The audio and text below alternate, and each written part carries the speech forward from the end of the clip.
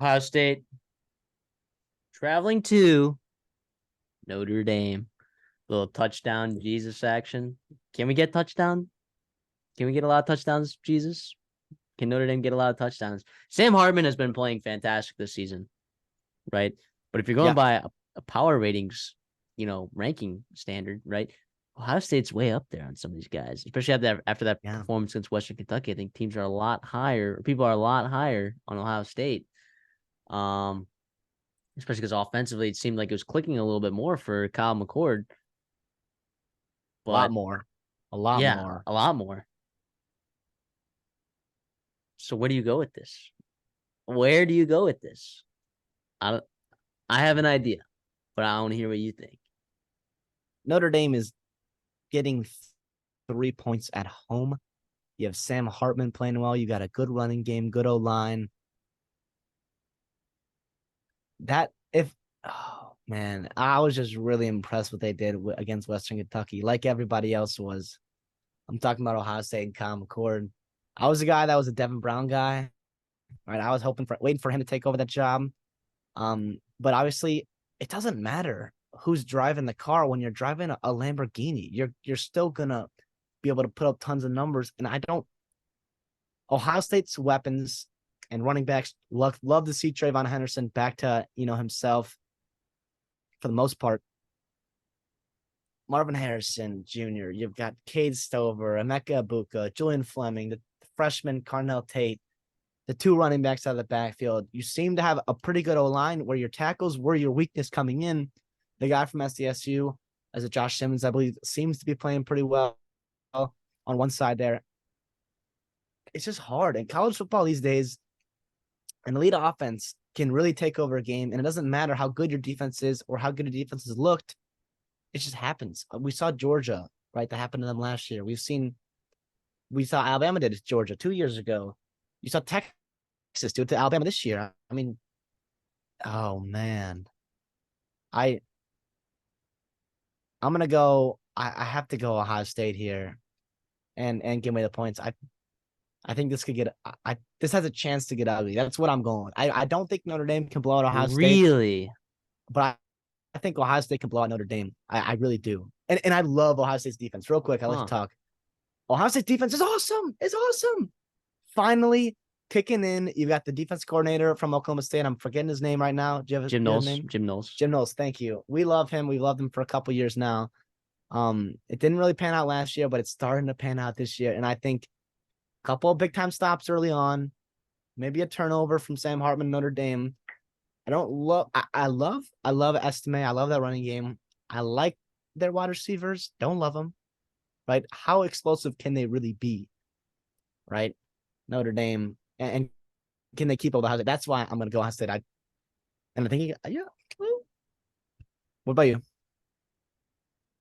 Um, Trayvon Henderson's averaging 6.4 yards per carry. You said yeah. Oh yeah. Sneakily, he's back. Sneakily, that man is Mayan Williams is now currently the third string running back. Can you believe that? Can you believe that, Ohio State fans? After last year, Mayan And he's a Williams good is player currently too. yeah Good player. he's a good player. Absolutely, he's a good player. But guess what? Chip Trayanum, however you say that. If Looks you watch the good. spring game, actually, you got a chance to see him play because uh uh Taven Henderson was out and Mayan Williams. I think they were both out for the spring game, and you got to see this guy. He had the one big explosive run in the game, and this is a former linebacker actually as well. So I think he's a pretty good athlete. They don't really like let him catch it out of the backfield a whole lot. That's kind of what Mayan Williams is for. That's why you have Marvin Harrison, right? Yeah, that's what it is. It's instead of throwing it to a running back out of the backfield, we're gonna throw to the best wide receiver in the country and maybe the best wide receiver prospect we've seen since Calvin Johnson. Yeah. Now, is this potentially the best offense we've seen from Notre Dame in the last couple of years? Yes, but their defensive line, I think, in my opinion, still has question marks.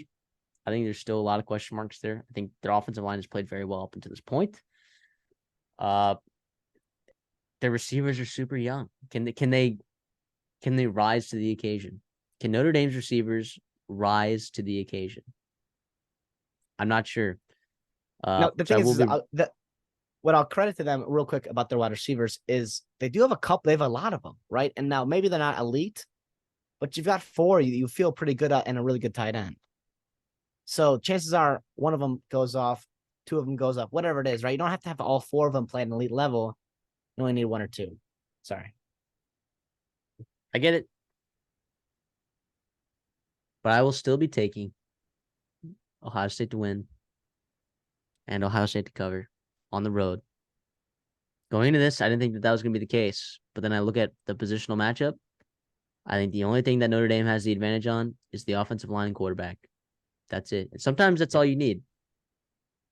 I think Audric Estime might be, he's a really, really good running back, but I think Ohio State has a stable running backs that are overall better.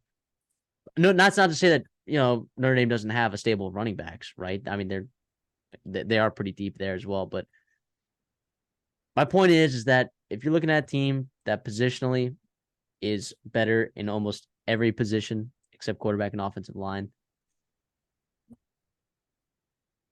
those are the standout ones, obviously. I'm sure we could have this debate about other positional groups, but give me Ohio State to win. Give me Ohio State to cover.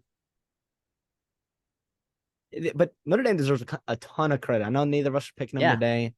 It has exceeded my expectations for sure. The fact that you're only 3-point dogs against a team like Ohio State, as bad as they look the first couple weeks, as highly as they are power rated, that's pretty impressive. That means that a lot of Vegas models are pretty high on Notre Dame, which is a testament to wow. I can't believe I'm forgetting his name. Who's the head coach there? Marcus Freeman. Wow. I'm so sorry, Marcus Freeman. You deserve better than that. Their offensive coordinator has done a damn good job there. Nobody's missing Tommy Reese, I can tell you that. It's just crazy. Which is wild. I can't believe we're talking about that at this point, but yeah. And obviously Sam Hartman has been, everything he was supposed to be and then some. He just screams Notre Dame. Doesn't he just scream Notre Dame? I mean, look at that picture right there. If you listen on Spotify, I'm sorry, but on YouTube, he looks so good in the gold helmets and the navy blues. Touchdown Jesus there. I still think it's going to be a good game. It probably will be a good game, but I do think, I think Ohio State's got the dogs and the horses to run away with this game. Notre Dame's still, I think, a year or two away, maybe 2 years away from really, really competing and being at the same level as a team like Ohio State, Yeah. If Notre Dame, though, can find ways to protect Sam Hartman and they can run the ball effectively, Notre Dame can win this game. I think. Yeah. What also I think is crazy, I know you said you think that it's not possible for Notre Dame to blow out Ohio State. I think it's possible for Notre Dame to win by 2 touchdowns in this game. I think that could be in the cards. I think if Kyle McCord, right, we haven't seen him make a ton of mistakes thus far. Well, okay, what I mean mistakes like devastating, back-breaking, pick sixes, red zone interceptions, fumbles. Yep, all the business. But Sam Hartman's a veteran. He's been there, done that. So I love Sam Hartman. That's a German name though, so that's sorry for you Irish fans. He isn't a full-blood Irish, but he might as well be because he plays football at a pretty dang high level for you guys. So that's awesome.